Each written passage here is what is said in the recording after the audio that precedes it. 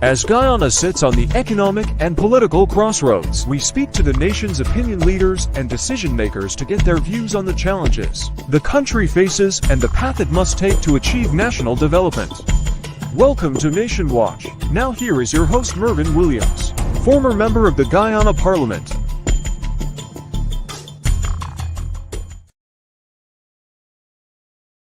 People already owned through an instrument called an absolute grant, and telling the world that for the first time they're giving people titles. Rubbish. Mr. Ali Koch will tell you that in 2012, they issued to Kangaruma and Tasserine, two Region 7 villages, pieces of paper purporting to be land titles, took pictures and then took back the documents, and we found those documents in office. The president never signed them. They were no good. They weren't worth the ink that was printed on the paper. But this gentleman right here, Sidney Ali Koch, ensured that Kangaruma and Tasserine received their absolute grants as evidence of legal ownership of their lands when he went to cabinet and spoke about the issue. And President Granger issued those titles, proper titles, to the lands for the people in Kangaruma and Tasserine. We must know our history, we must know the facts so we can be able to share the information. The Amerindian Land Titling Project under Sidney Ali Koch advanced its work to the extent that all was left to be done for some villages was the handing over of some titles, one, and two, completion of surveys that lead to the handing over of titles. All of the investigative works were done. But having regard to the no confidence motion in 2018, we had no budget to work with after that.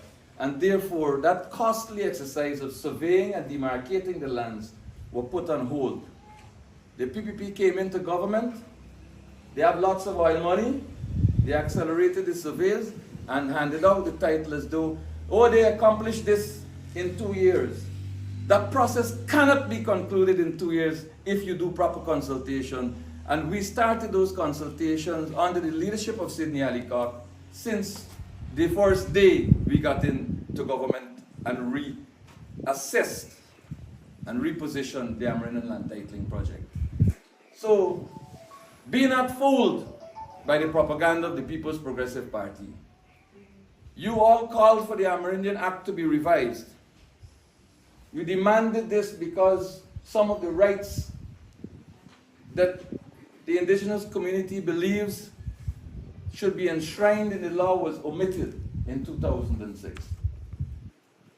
And so the process, while we were in government, the process of consultation with a view to reviewing the Amerindian Act started.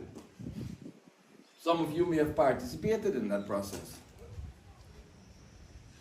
Now, Mr. Ali, who sits in the presidential chair, said that there's money to do the consultation when he was in Mazruni, and that they were going to do the consultation.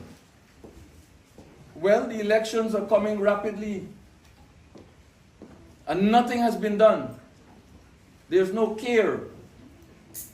There's no interest. Pauline Sukai, the Minister of Amerindian Affairs,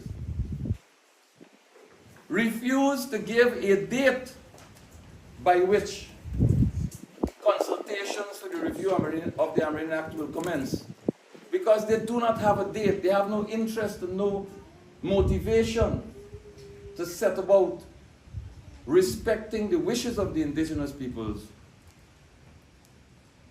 for an improved, a strengthened, a fortified piece of legislation. Mr. Aubrey Norton, who heads the APNU AFC coalition, has committed openly to ensuring that the Amerindian Act benefits from the consultations required, national consultations required for its reassessment and the review of that act. He's committed to that. And we must thank him for making that commitment to respecting the rights of indigenous peoples and answering the call for a stronger bit of legislation.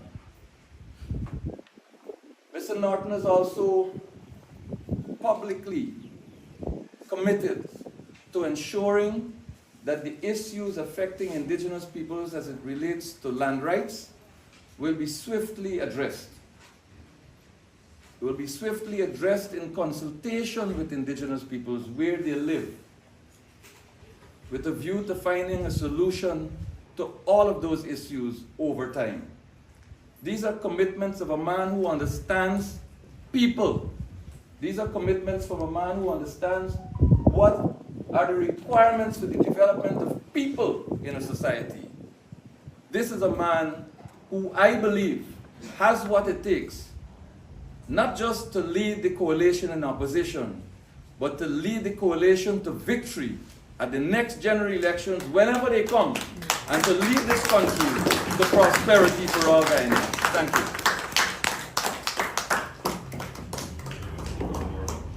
I'll call on Sydney. I'd have to say a few words.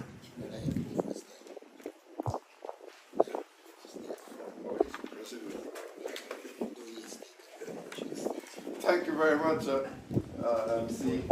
Good morning, good day, everybody. It's good to be back here with a lovely breeze flowing and to see this Polly cockroach. Oh.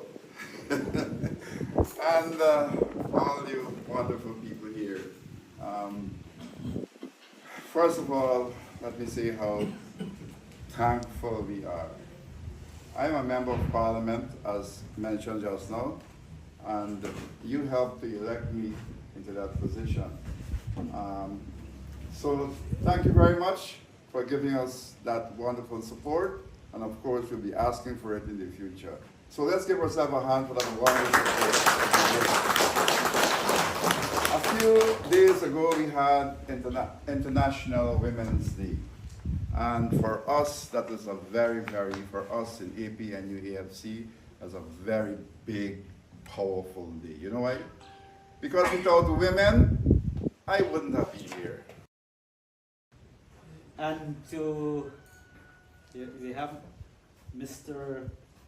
Marvin Williams. He's no stranger to politics. He was in Parliament. He was a parliamentarian.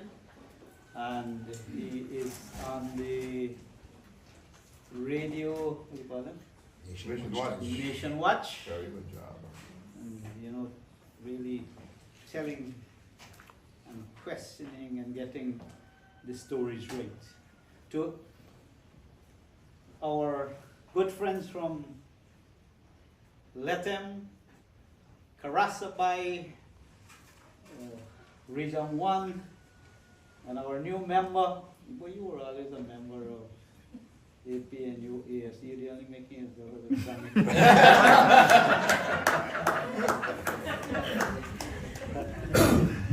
and to Mrs. MP. I know the two of them, you know, they're really straight from paradise. And all the others who are visiting us, I was hoping to get their names so that the next time they come around, you say, remember you did promise me this.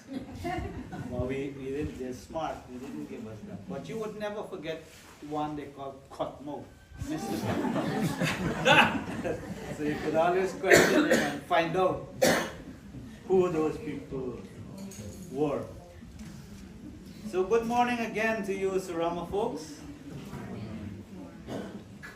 And it is indeed a great moment for us here in Surama. Although the whole 30,000 didn't turn out, we have persons in the bush trying to outfire. Some of them have contracts, some of them, you know, they're in the farm and working. So we just have about 100,000.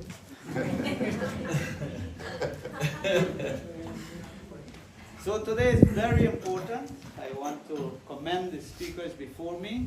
So good to hear from them what the plans are. And you could hear the passion behind what they're saying. Because Guyana is a beautiful country with wonderful people and a country to be respected. But you have to have leaders who understand this to take you forward in the future of a good life. We are a set of rich people, but we're looking poor. Why? Because we have some leaders who are all hugging the money for themselves and would give you a 25,000, what they call it? Cash grant once every year.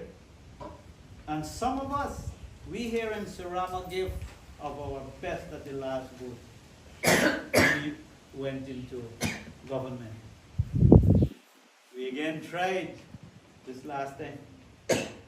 But we are not as many as other communities.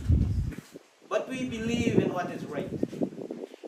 And that is why we carry the fight beside.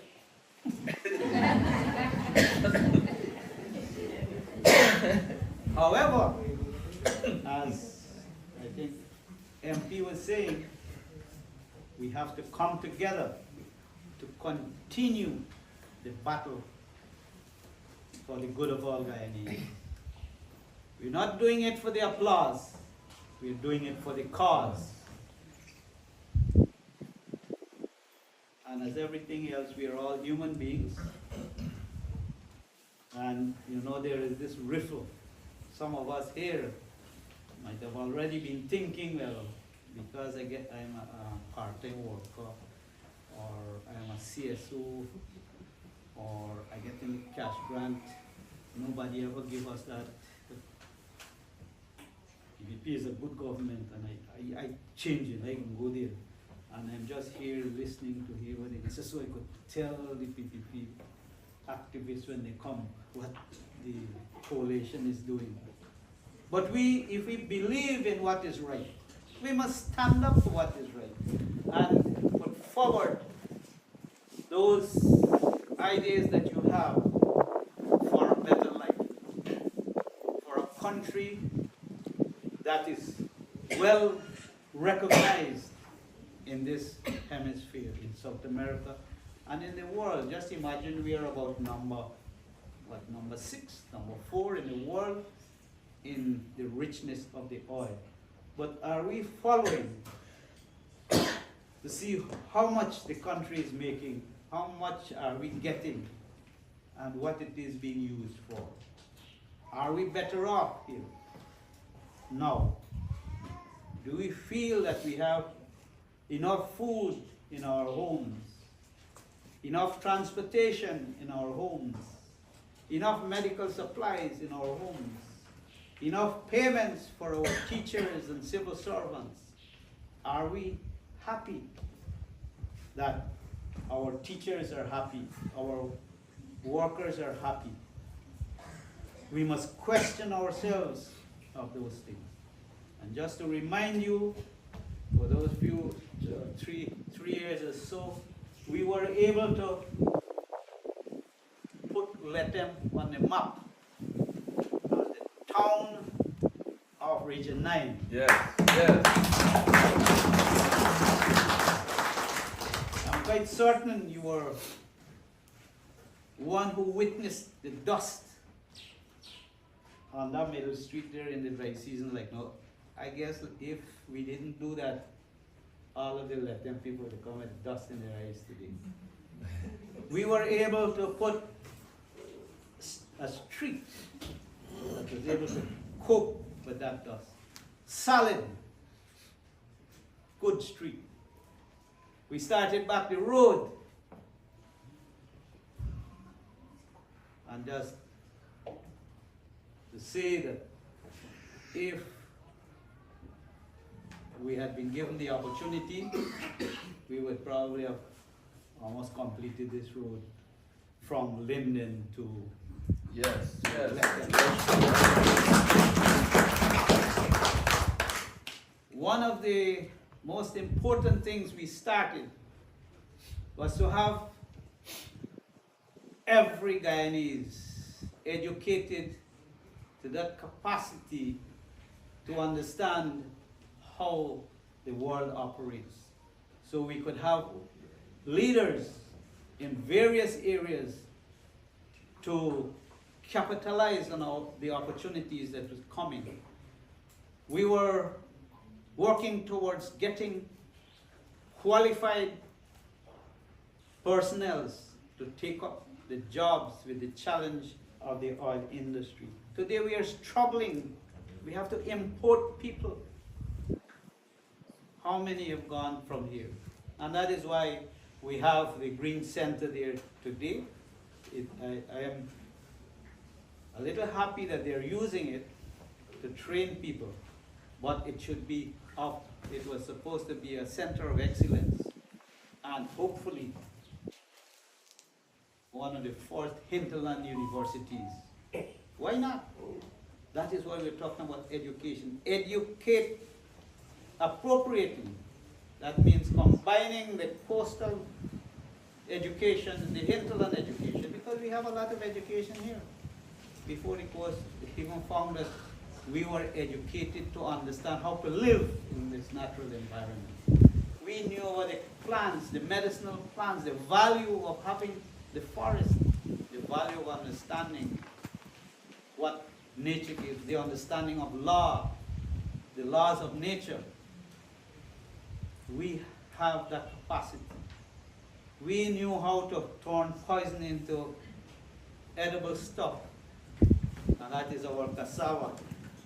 Big scientists, we are scientists who turn poison into food. We, the Yapo people. But that is education, high science.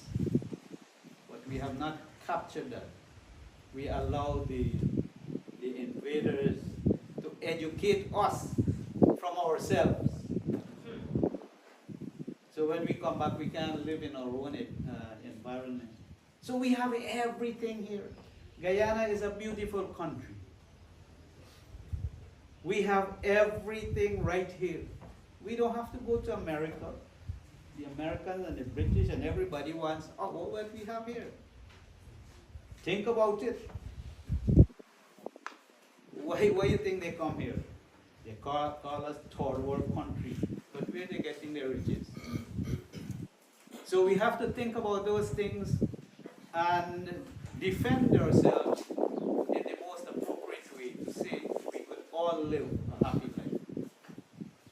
While they're so educated, what they do, take the natural stuff to make atomic bombs and to kill one another. Is that, what sort of education is that?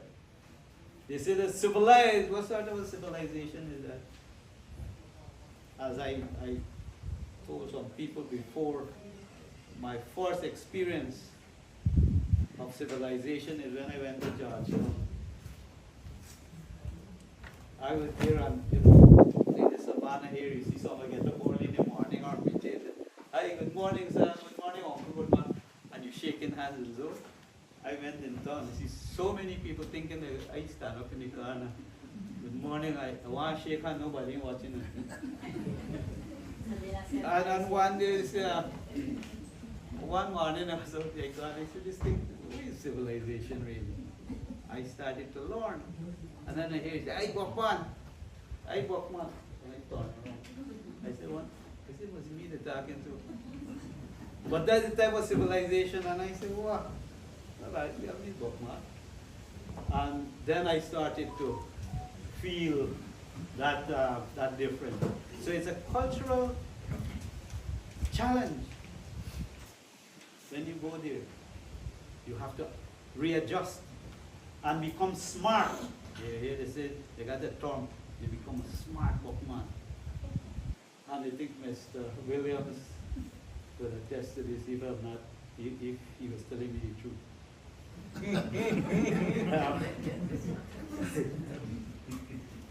When they call you a smart bookman, it means that you have mastered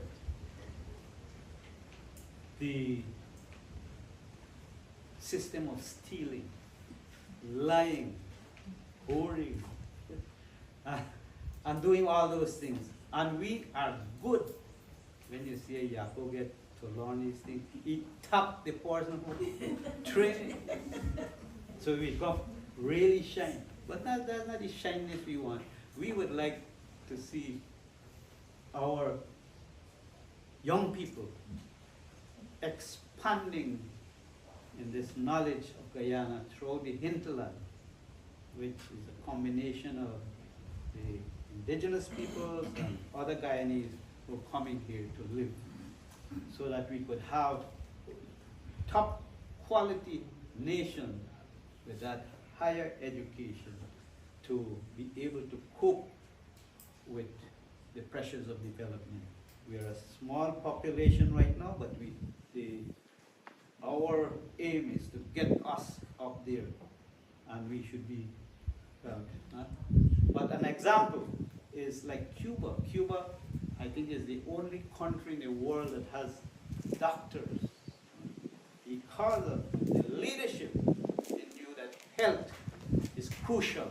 If you are healthy, then you're going to be able to do your work. So if we are educated, we are healthy, then we would know how to cope with the situation. And I say agriculture, water is life. When the stomach is filled, you think that you breathe, vision comes, and you could do the things that you would like to do in agriculture. You know, plant. This forest here has so many things that could give us a livelihood. And when you have that, you would be able to realize your dreams. But when your stomach is empty, you think about filling it. And you might see MP having his grapes and you end up picking up, stealing. Somebody calling it down here because you want to fill your stomach. We shouldn't be like that. We have all this land. And if we are educated appropriately, we have the facilities, then there's nothing stopping us from convincing our people that this would be the road to victory. Indigenous peoples, I think there's an old saying, old pathways, new directions. We know all the old pathways. But because of the situation now, we have to understand what Venezuela is doing, what Brazil is doing, what Suriname is doing, and what the world is doing, and how are we part of this whole process. How can we make a contribution to a happier Guyana? And as long as we could do that, there is nothing stopping us to become the next government and leadership in this country of ours. So, to all of you, I'd like you not to believe what I said, but to think what I'm saying, and have healthy discussions so that those who are not here, you could be able to relate. And well, I wanted to sit down in there and question the head table. They're smart, they put me up here. So, I want to thank you for not heckling me and paying attention here, and to also thank the speakers. And now I hand the voice back to the chairman of the session. And thank you so much.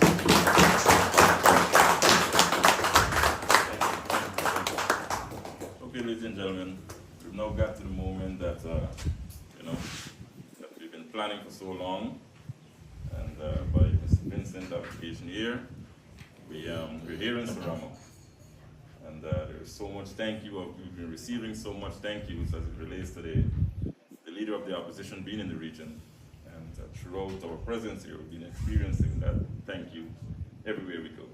So, without any further ado, I present to you the leader of the opposition, Colonel Harvey Campbell. Good morning.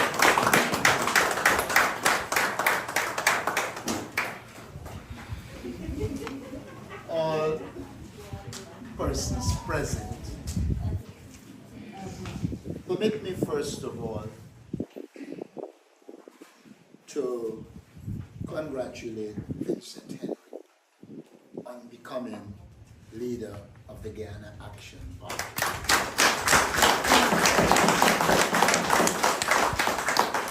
There is no doubt that GAP has a significant and important role to play in the coalition and ensuring the victory. Permit me to thank former Vice President Sidney Alika for the significant contribution he has made not only to his village, but to the country. Yeah. In fact, a lot of what we are talking about as successes of the coalition government in the hinterland can be attributed to the leadership of Sydney. Yes. But I also want to say to you that you don't get to retire from politics. It is our hope that you will operate as an advisor to us on indigenous affairs and hinterland development.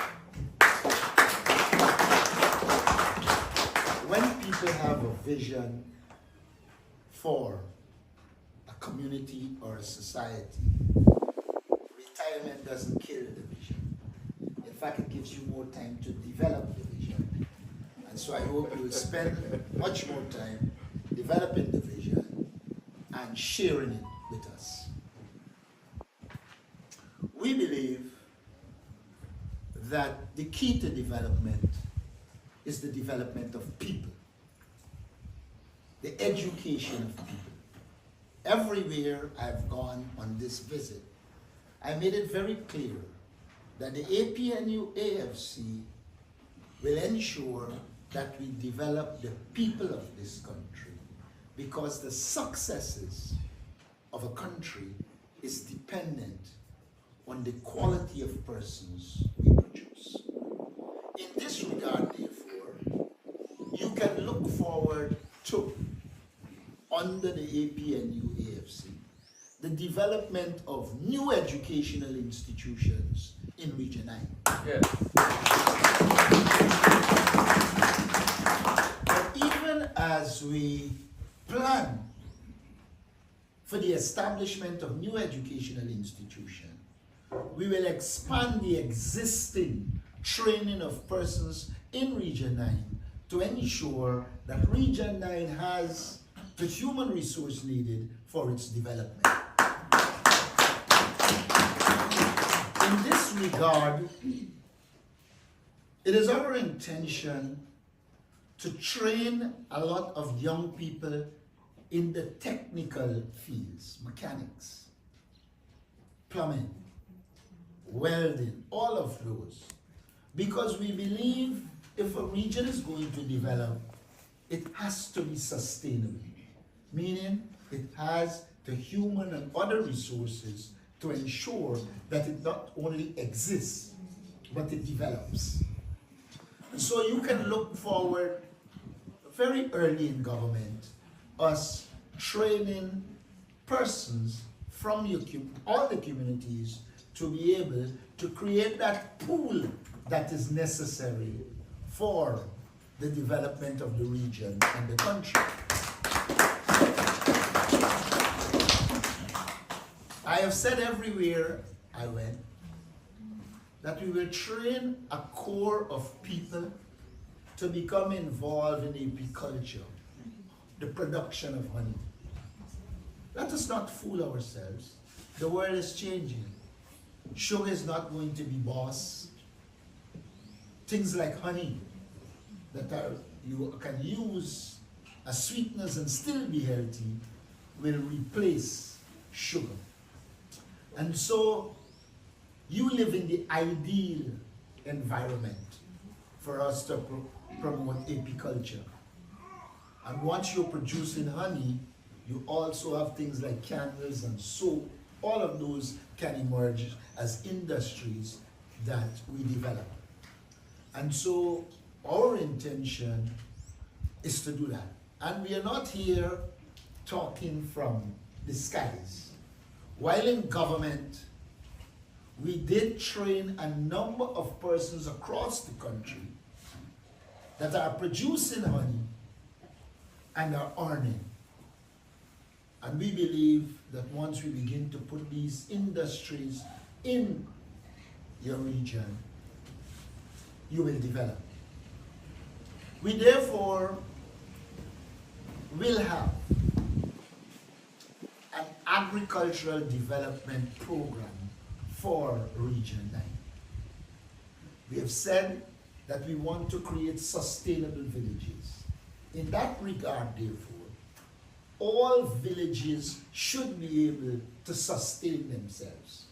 The entire region should be able to sustain itself and to be producing the fruits, the vegetables that you need to exist. I know many people are carried away by sardines, corned beef, and all the canned stuff. But I've said to you, though many people are carried away by it, our health is dependent on fresh fruits, vegetables, and so that will be one of our focus. And that will go with a health education program. Sometimes we believe we are modernizing when we do everything that the developed world is doing. I've said to every village I've gone to here, while I think you are modernizing in terms of your buildings with zinc sheets, you need to preserve your culture. You need to ensure that you still maintain spaces that have root from truly and etail leaves, etc. Because in the context of climate change, the only way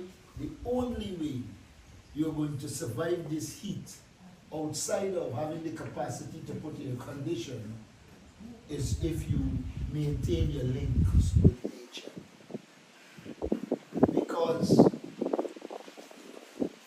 those structures you have, I was pointing out to the visiting team yesterday that when we were sitting in some villages under the zinc sheet buildings, everybody flooded. But when we sat for hours under that banab yesterday, not one person was fine. And that element of the culture, I think, needs to be promoted.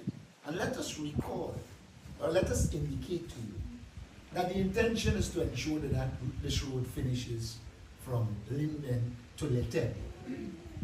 What that means is that there will be an increased traffic and increased tourism.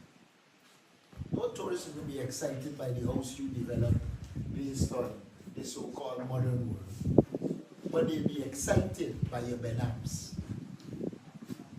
They'll be excited by your local clay brick.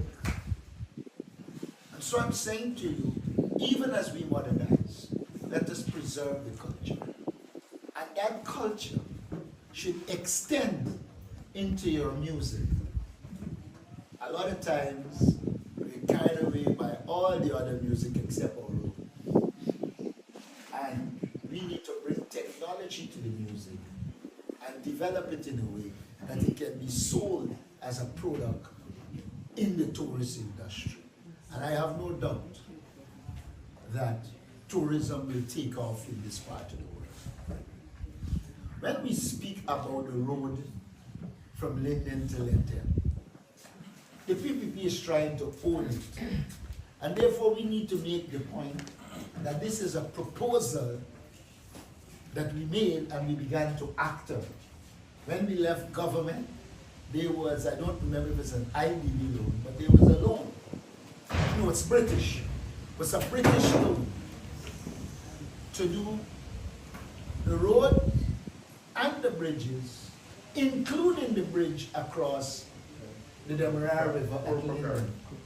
No, I mean there, across that river. When the PPP came to government, they decided they were not going to do the road.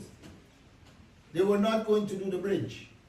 And we engaged the British, we opposed it, and they finally came around to doing it. So whenever you see that road, you must see it as a project of the AP and Yes. When you cross those concrete bridges, you must see it as bridges that emerged as a result of the action the APNU AFC. I therefore want to say to you, you must never accept the view that the APNU AFC did nothing. We did a lot. What we probably didn't do is advertise it in the way the PPP has advertised a little bit that they did. But we did a lot. We did a lot to ensure water wells were drilled across the Rupamuni.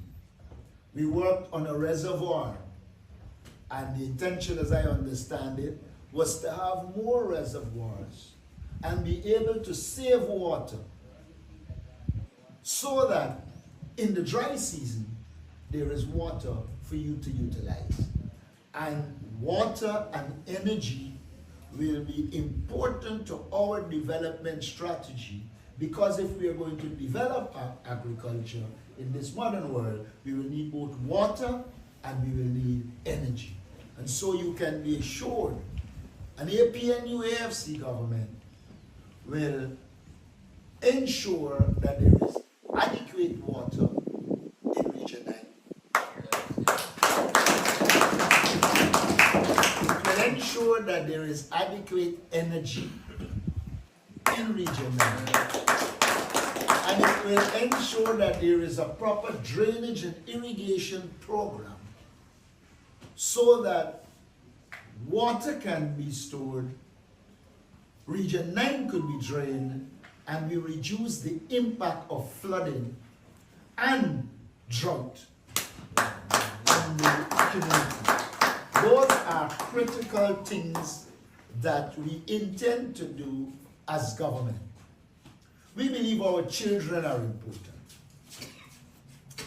And as development occurs, what will happen is the parents, the adults, a lot of them will be involved in business, they will be involved in working. And so we need a mechanism to take care of the children. We will therefore establish across the region what we call early childhood developmental centers, sometimes called daycare. And again, we are not talking here idly.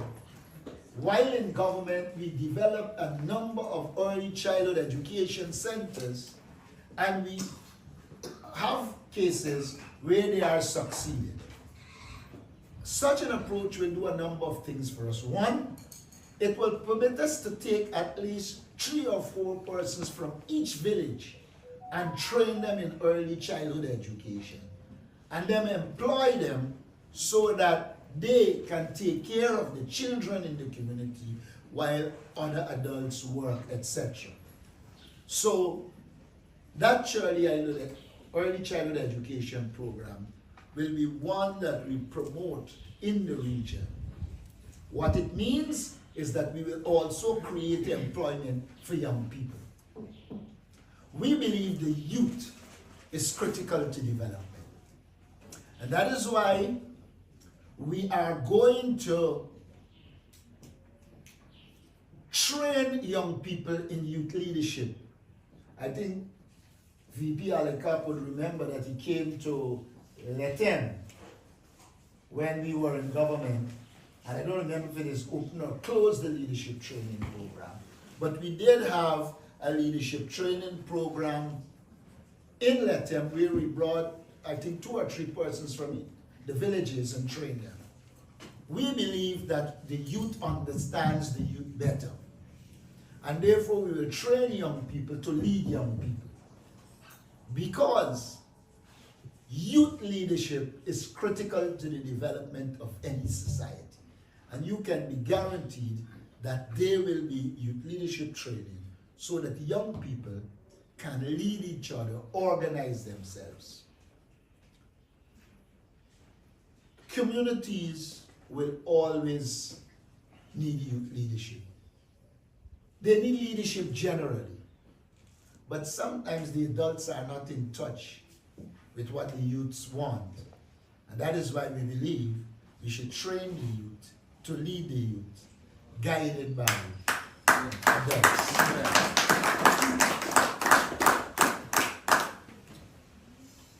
At the inception, I said education is important. We have to change the design of the schools we make. For some reason, everywhere I went in this region, one of the major complaints was the schools are too hot and children are uncomfortable and can't learn in the way they should. And so it is evident that we have to bring a new approach to development and to build schools in a way that air can pass through. Sometimes when I see the angle at which they put schools, it's as if the school is intended to be a solar plant or something, because it's getting most of the sun in the south and the west all the time, rather than being put in a position where the breeze is blowing through and it will be cooler. Sometimes we don't pay attention to these details, but from my discussion with architects, they're saying that we need to return Guyana to a place where we look at the environment as we develop buildings for health, for education, etc. And so I want to say to you, apart from ensuring that our children between standards 1 to 4, or what they call now grade 1 to 4, we have to ensure that children, by the time they arrive at grade 4, all of them could read, write, count, reason, and comprehend.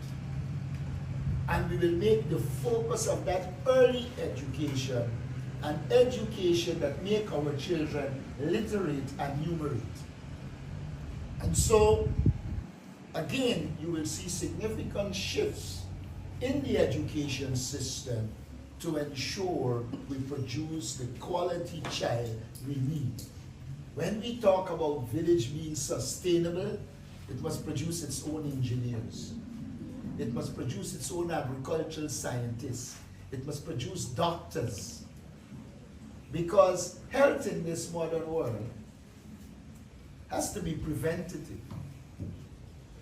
We seem to operate on a platform in which when people get sick, you try and bring them back to health, rather than the preventative approach, which says we do health education, we tell people what they should eat, what they should do, they should exercise, etc., so that they are a healthy nation, and these doctors and nurses are back up.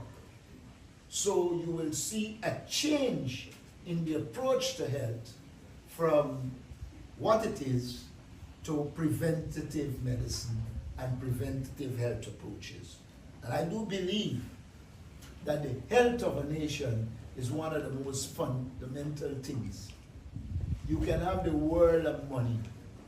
You can be the richest man in the world. If you got bad health, you're going home early and left all the money.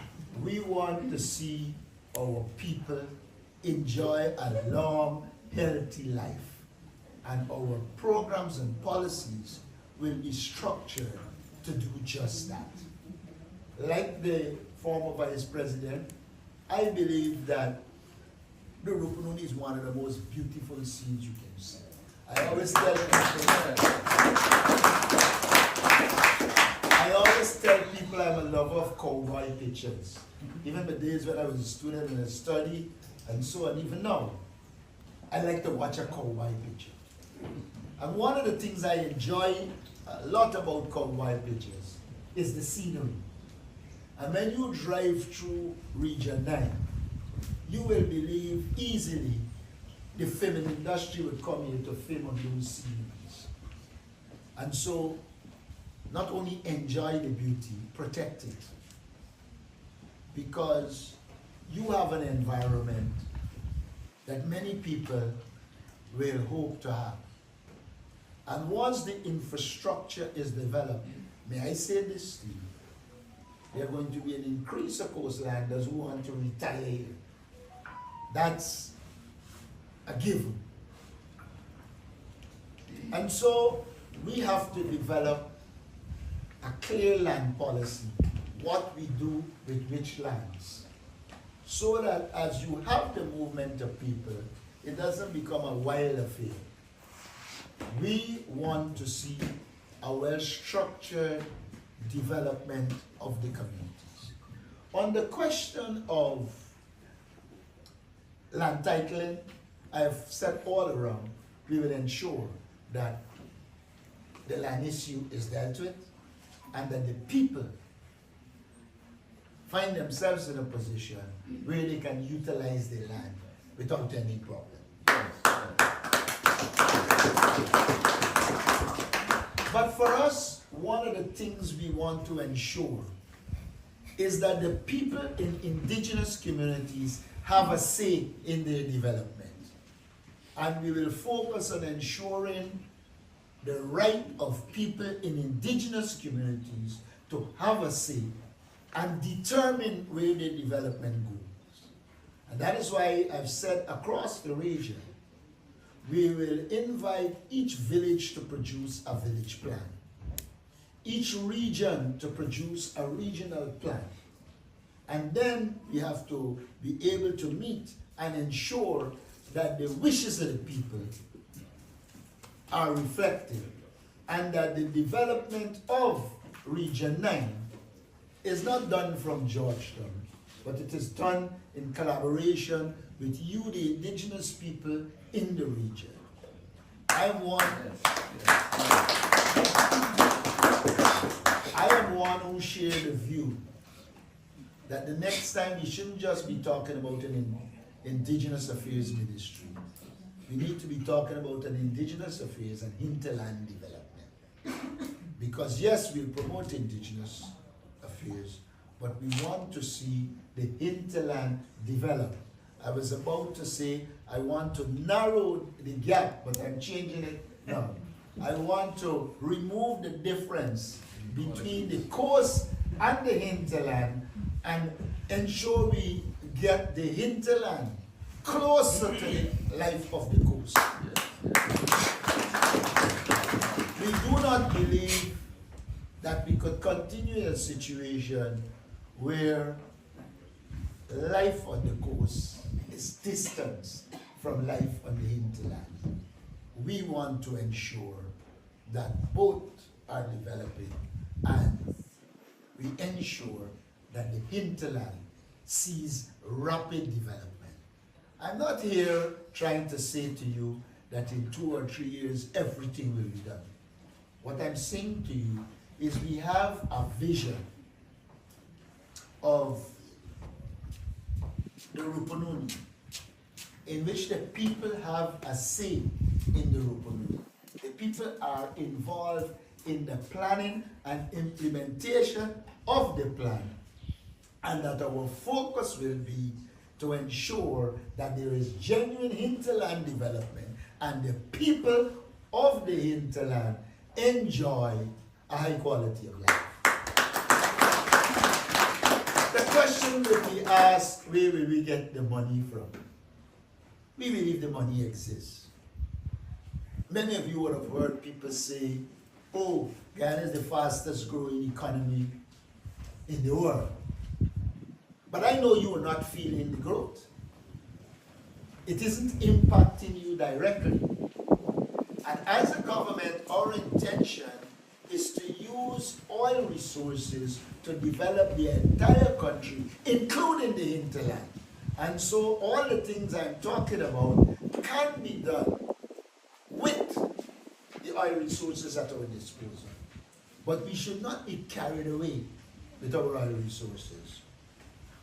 It has to be used to develop new and other industries so that when there is no oil, the hinterland and all communities in Guyana have new industries that they can depend on. And I said to you, we are going to develop those industries so that the hinterland becomes an interesting center for development.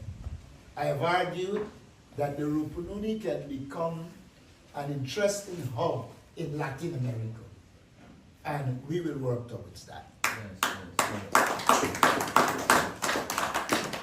We call all of this our people-centered development strategy. What do we mean? We simply mean that we will use the resources in this country, put the people first, and ensure that the people of this country develop. And once the people are developing, Guyana will develop. I want to urge you to continue to support the APNU. I want to thank you for supporting us over the years. And to say to you, the next time I come here, I'm not just coming for this meeting, I'm coming with some time so that we can engage, have some entertainment, and know each other much better. All right. One of the reasons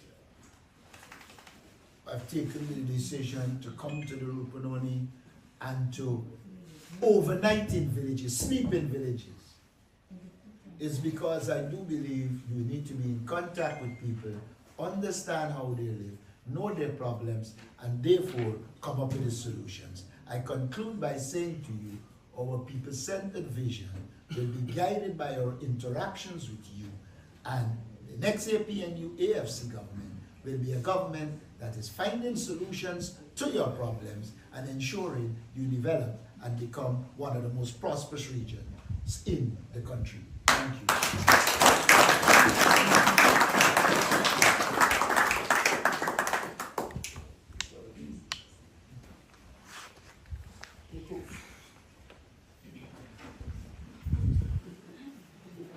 Round of applause for Mr. Nicholson.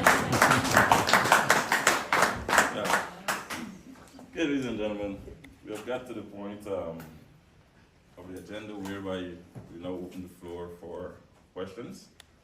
So if there's anything that you would have heard from any of the speakers during the course of this meeting, you could now ask questions. Or if you have a question that on your mind that you didn't hear anything about here, you could also ask those questions. Or suggestion. If you have suggestions, opinions, bring it forward. Right. Raise your hand.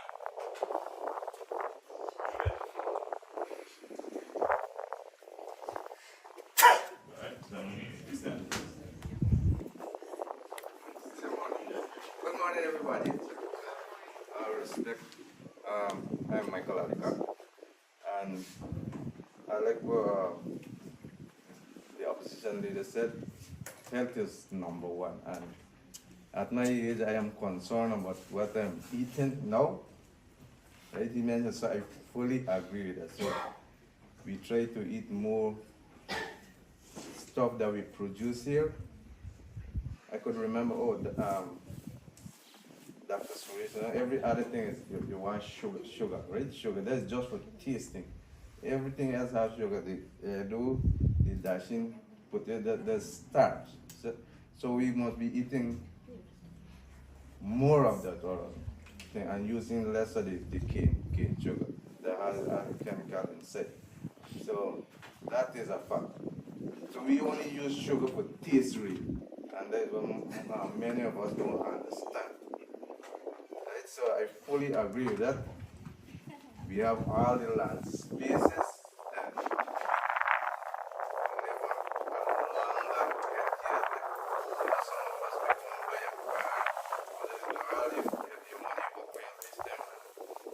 by this guy, you're able to some other chronic disease you're suffering with, you don't get into it, live the longer life. So I really appreciate Mr. Norton saying this, there's something which I love. Try to educate everybody that produce our food, not too much of this gap stuff.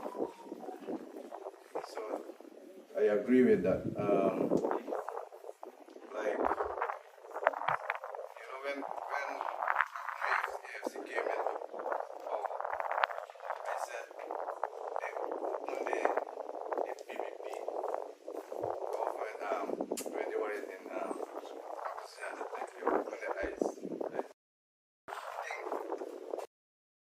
That some lady from Young Parville, she said, really open the PPPI. So it's not only I saw that, but a lady from there, she also said that to me that I didn't ask her anything, but we were talking a little politics. So, There are a number of things I would say about what you said. okay, thank you very much. One of the big problems under the PPP is wastage and corruption. If you look at what the PPP did over the years, they put billions in what was supposed to be a fiber optic cable that would have run from Brazil right down, and I would have gotten internet access. That money is wasted. The only internet access you got really is when the AP and UFC came to government. So it established that the internet access could have been had, but they produced a scheme that wasted money. They did the same with the Skeldon Sugar Factory. I'm just saying this to say to you, one of the things we will do is cut out wastage and ensure we put programs in place that will benefit the people. When a society is corrupt, a lot of the resources that should go to the people end up in corruption. And once we can reduce the corruption, which we will do, people will get the services they need. And our constitution is very clear. Health should be free and accessible to all. But the government has its friends developing private hospitals. And a lot of times, the absence of drugs in the community is not solely a function of the absence of money. It is mechanisms they use to ensure people go to private institutions. We will seek to change that and ensure we put people in those hospitals, etc., who are conscious of the fact that really and truly these services are for people and they should meet people. And don't forget, they bring people sometimes and put them there. There's one case in West Demerara, I don't know if it happened here, where the resources went to the hospital and the clinic. But the very people took them out and sell them to the private pharmacy. So when the people go there, they say they ain't got it, but they tell you where you could get it. Those things should really be serious offenses that are dealt with because it's a level of dishonesty. But a government can only deal with dishonesty if they themselves are honest. And one of the things I am stressing is people staying out of corruption, avoiding corruption, because the minute you become involved in corruption, you compromise yourself and the system will be compromised. And so I do believe that there is need for a proper national health education program, like I said, and to prepare our people to take a different approach to life and to health. And so you can be guaranteed that that is the approach we will take, which will focus on the development of